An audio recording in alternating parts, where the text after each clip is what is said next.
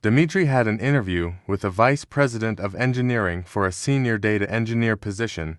Have a nice time watching.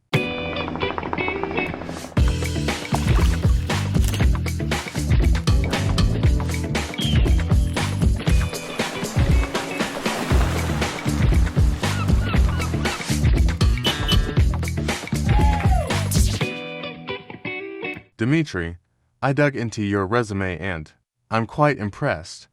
What are you looking for in your next role?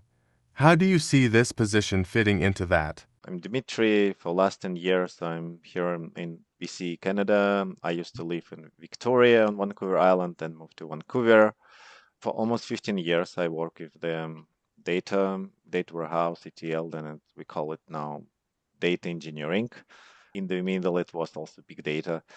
Building the data infrastructure, I'm always interested how my work impact the business from point of view, okay, if the organization has some kind like objective key results and just strategy for the fiscal year, whatever long-term plans, how the data work is impact, trying to avoid the situation that I'm just building blindly pipelines and integrate the data without knowing what business problem we solve or how it will impact anyone in the company.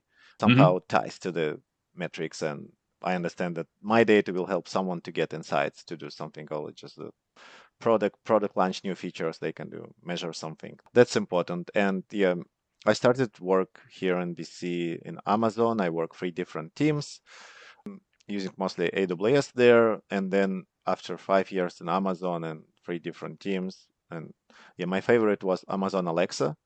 There I work Yeah. with because that time it sounds like AI and it sounds like future. And yeah, it was cool to work with all those scientists and research scientists who built the features for Alexa. And hmm also interesting to collect the data from devices itself and back inside. And then I moved to Microsoft Gaming in other device, Xbox. And I was part of the gaming team, and we collected. The game was Gears of War on Xbox, so we basically collecting Nice. all events from the game. It's the local studio in Vancouver, and you also integrate with broader like Xbox data, Game Pass sales data all together. And it was very different approach because I used from technical point of view, it wasn't the data warehouse, it was the data platform. It was Databricks and all this lake house. After some time, it was obviously more or less not big opportunity for me waiting in Microsoft. I hmm joined the Rock Your Data. There they placed me on the different roles as a data engineer. Unfortunately, my last contract was over in December, and now I'm on my own, so figure out what to do next and deciding to search the full-time company to hmm avoiding those situations like I had before. And Yeah. yeah, joining the smaller company, it's clearly where I can have impact. And also I'm looking Yeah. like the technology stack. And for example, yeah, I have probably the most experience with Snowflake and dbt. It is easy for me to just come and start contribute for the first day.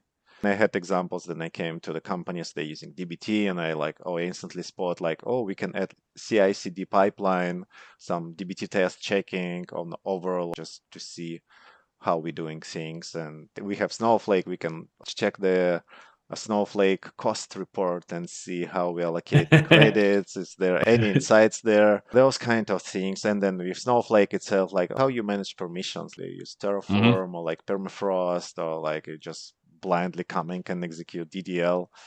Those kind of like low-hanging fruits. But yeah, Yeah. overall, I'm here. Yeah, like what you're doing.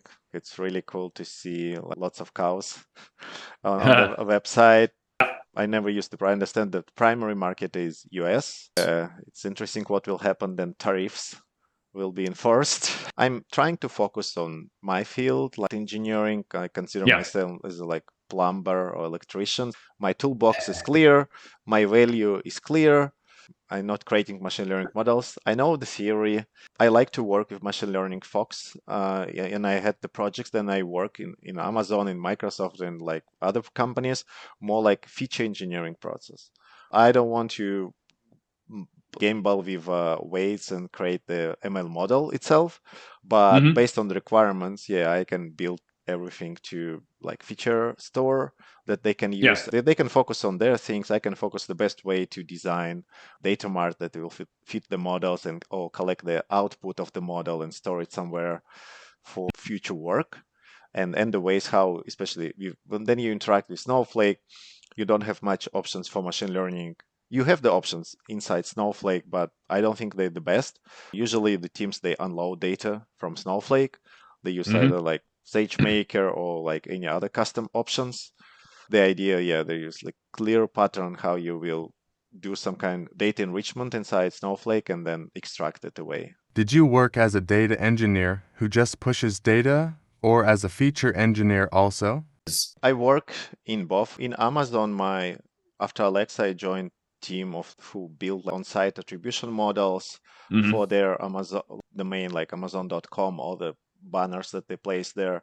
The idea was that for the first time, I was in the situation that we didn't have any data warehouse, we didn't have any BI reports, we didn't have anything at all that I used to work as a data engineer.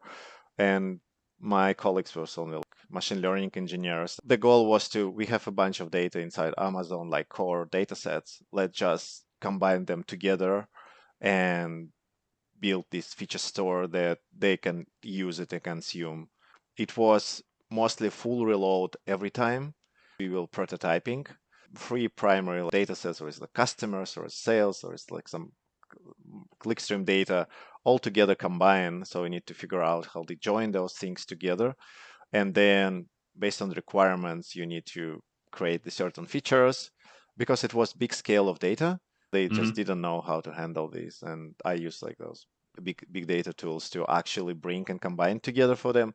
Then they take the data, run it, tell me, okay, we need this and this. Can we change and other things? And I like bring more data, remove the data, do some transformation. So they kind of like outsourced to me this feature. So I was their hands on data preparation. In other project, it was with exactly Snowflake. So there was machine learning team. They used a bunch of ML things. They even work on the tools that fit into product itself. But they're using Snowflake warehouse in order to get data enrichment because they couldn't just rely on events itself from the app. They need all the like data from Salesforce, customer information, the money they paid, and so on, all incorporated together. The idea was that they actually did everything themselves because we used Airflow for orchestration, and they have one giant DAG in Airflow, like the job. There they query a lot of Snowflake, and then they're creating a bunch of temporary tables, and then they're running this machine learning model using SageMaker, and then they're writing back in Snowflake. It was just a black box that populates some tables in Snowflake. The challenge was that the job was running 5 hours, often timeout, and it was probably 6 different SQL queries, maybe 4 of them just feature engineering, like subqueries, and then like creating temporary table, query it again, join, a bunch of messy everything. My goal was to basically understand this process and somehow help them to decouple it from data engineering work and ML work. I ended up to creating 2 DAGs. One DAG was running DBT model with feature engineering. I convert basically 4 queries into one query that query all Snowflake fact tables, dimension tables together, produce the features in incremental way. And it is nice because the result of DBT, it means this table is not hidden somewhere. It's part of our DBT DAX, it's part of DBT docs, so it is there, it is transparent. Then because it's now this table kind of registered with data team, we use Monte Carlo, we're using DBT tests to ensure additional quality. There is not stale, the data, like all upstream dependency is there, so all nice. And then basically, as soon as DBT feature transformation finished, by the way, it's now running for like maybe 10, 15 minutes. The idea was that they query the same data set. It's like huge table of events, like terabytes of size. For one day, they query first like sample. In Snowflake, there is feature of sampling. So they sample like less than 1% of events. And as a unique ID, they're using basically IP address. They get this list of IP for one day, and they're trying to join all events. And basically for those IP that they generated in sample, trying to pull all events for full day. As a result, you're scanning twice this huge table and then trying to, in memory of Snowflake, join them together. The solution was actually you query once this huge table, and then using two CTEs, you can extract like what you want and join together. And somehow Snowflake works extremely fast with the single CTE versus like you have two different queries and you're trying to join the result. It's trigger machine learning DAC. It's running the model, so I didn't touch the model. So I just make sure my input is the same. So it's running everything and then writing to some kind of Snowflake table. And then it's coming back to the same DAC of with DBT. DBT just waiting, then it's finished. And DBT just taking this result set that is saved and make sure it's update the final table that also register in DBT. For this particular use case, we use the Snowflake table for the reverse ETL. The company is sending data through high touch, this reverse ETL, to external company who create a kind like landing pages. They create landing pages like, oh, you want to insights about your industry, you can register and download report with your security score. And the security score, we use the machine learning model to like predict security score based on the industry using this sample data and actual real events. But the idea is like to hook customers. That's why we want every day calculate those security score and sending to another company that manage all the landings to attract the customers. It was interesting project from the way, and I take one black box and decouple it to like completely different things. Establish the pattern for machine learning team. Hey guys, there is like the big data team. You actually can ask, help us. We doing our work. You do your work because what they create, it works, but it's inefficient and it's producing like technical debt. Took months for me to actually make it working, as I just explained to you. Just first even understand the all dependency between all those queries and the steps, what's happening and why. And an idea that it's pattern, right? Now, if there was like document written with the demo for the team, now like let's use this as approach. We save a lot of money. We don't have any timeouts.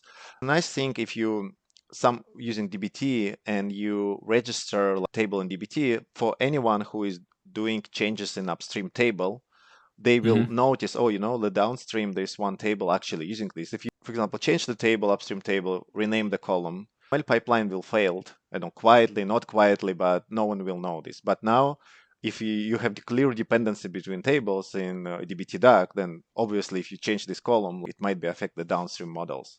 What about creating a new feature or data type that maybe changes over time? Not touching ML at all, but just overall in gaming, right? Then we design new game. Their backend team coming to me and say, we're going to design this kind of JSON payloads. This is what, and then I explain, hey, I need like, extra column that I can know type of event, not in payload, but in the upstream, like in the core JSON schema that can handle me to better partition, or like what kind of timestamp I want for partition and those kind of things, to be able to how the data will be landing inside data platform and how I gonna transform it from like raw to actual some kind of like staging and fact tables. Yeah, the thing is here, then we talk about new events that it should coming from the business requirements and their need. And especially like, okay, you have the hypothesis, you want to validate hypothesis and you're lacking the data, then you need to go in backend team and make sure you capture this kind of event. Maybe there is like customer journey and it's missing some kind of like things for validations or checkpoint, and you want to make sure you're collecting this.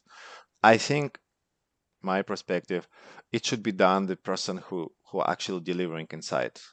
The person who working with the data and delivering and say, hey, can come to me and say, hey, do we have this kind of data and we can see together is the gap, then I can go to backend team trying to explain what kind am I missing and where is it should be placed in the events. But I'm not the person who actually, like in my free time, I'm just browsing the data trying to find extra insights. We have a non-relational database, MongoDB, We want the data to be well structured before going to Snowflake. But the front-end or back-end engineers could work through their design. Does this sound familiar, or it sounds like a new concept for you? I mean, the backend team, whatever, they decide to modify the schema, so you need to make sure that it's not breaking. This totally makes sense. It's part of the job. I mean, you need to be on top of all changes of the source code. It's 100% clear and important, yeah. Previously, you worked as an individual contributor, and this role is a team lead. Not a big team, but anyway, are you comfortable with it? It's definitely comfortable. Like, I mean, I'm interact a lot with like engineers in all the companies I work, mostly in like from mentoring perspective or on blocking them, make them succeeded in their career. It less like, I don't know how to say, oh, let's just do regular one-on-one talking about your life, how you're doing, all that things. I clearly understand what's the role of manager, and I read a lot of books about this. I did all the trainings in Microsoft and Amazon for this, with more idea to better understand my managers, what they want from me, what driven them, and in case I would be the manager. Team lead for me, like, or the staff data engineer, is I'm comfortable to leading the technical team of other ICs and less the people manager. It's not clear what expectations of the team lead, right? It's different. Dmitry had a couple of questions. Let's hear them. If they come to me and say, hey, I want to raise my salary. As a manager, you often need to like handle lots of writing, I don't know, performance reviews, and what is about this one? What was happened with the previous person? So coming to ML project, do you have ML team? I don't know, is it the right person to ask. From the company itself, is it driven by VC money? And in terms of profit loss, I don't want to know exactly the burn rate, but I'm just Thank you for your questions. If you will have a carte blanche, what will your architecture look like, and how will you support your decision of choosing tools? I would first split into there is vendors, there is open source. Usually, if you don't have the budgets at all and you need to do some kind of analytics, but your volume is not big, open source is good. And you can find open source for BI, for the storage, and for data ingestion process. So that's totally fine. But I personally not fan of open source in terms of data ingestion and data storage. There is, in some point of time, you spending or data team spending 50% of time just troubleshooting. I don't know. We used to work with Trino, and we used to work with Arbite, and you're just spending time to fixing it, trying to just to work instead of producing actual work. That's why I was debating about, okay, open source is free, but you pay with engineering, and also engineering salary. You need more engineers with the higher salary versus you have just Snowflake and barely one person can handle it.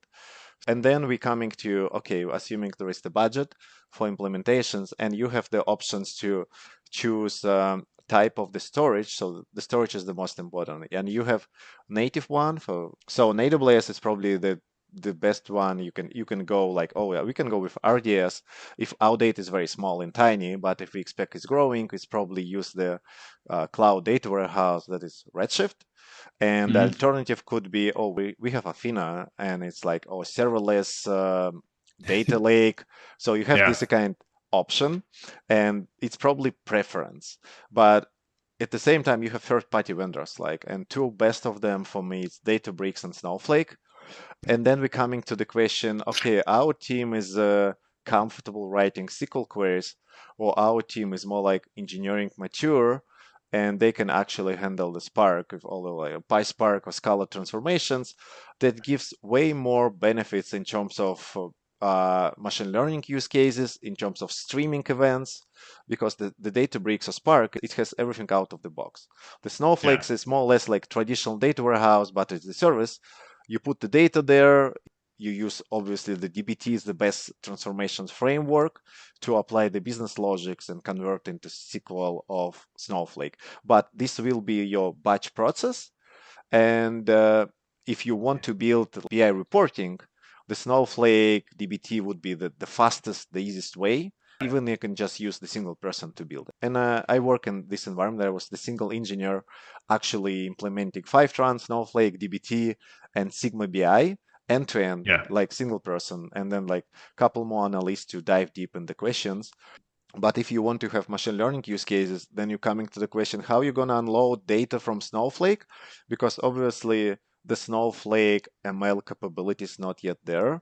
They have generative AI like Arctic model. They have some Streamlit for creating apps. They have some built-in ML features, but it's not something you're going to build your core ML things running in Snowflake. It's more like, I don't know, let's do some forecasting for fun. But if you want to build ML feature based on your product, you need standalone application. I don't know, like SageMaker, for example. And then you need to feed the data from Snowflake, but before probably you need to unload the data from Snowflake to S3. This is for me really trying to navigate because I work with all of them. But yeah, two Yeah. major categories, open source vendors. The second one is natives for the cloud provider versus third-party best tools. And then you also can like, okay, do you want to have streaming ingestion or batch? Obviously, the batch Yeah. ingesting even every hour, way cheaper and easy to handle versus you have streaming and who is on call 24/7? How you gonna recover it? All those things. Exactly right now, we have a goal to change to streaming for our customers. Who are the customers? Why do they need real time? From my perspective, the Snowflake, even if they claim it works for streaming cases, even they have the features for this, it's still the data warehouse. The intention Yeah. is you have batch process. Yeah. Otherwise, it's just, I don't know. Even if you make it working, just use the different tools for this kind of job. We are also looking forward to improve our services using machine learning. Now we outsource it, but planning to have our own team. For me, the machine learning, there are two use cases now. One is the traditional ML. Then, okay, Mm-hmm. you want to, I don't know, you have basically machine learning algorithms equation, and you can, oh, yeah, I want to predict something, or I want to don't know the probability that or just to optimize, like find better routes. And you have like historical data, and you train this data. This is traditional ML that you even can use just the Python package with these things, and data Yeah. scientists can work on it, and then you host and deploy it. And another use case now, what everyone expects from startups, it's leverage of generative AI. How the customers can, I don't know, maybe the generative AI should give the route to the driver right at the Mm-hmm. time with no input, just magically figure out the best thing to do. Or I don't know, the temperature for them is very different from traditional ML. Yeah. And it's very hard to apply because there is no use case at all. And just give a try those generative AI for the business. The cost of implementation and failure is high. If you bet on the wrong thing, what you just waste money, time, and then yeah, that's hard. Thank you for your time. Do you have any questions? All is good, clear. Yeah, thank you.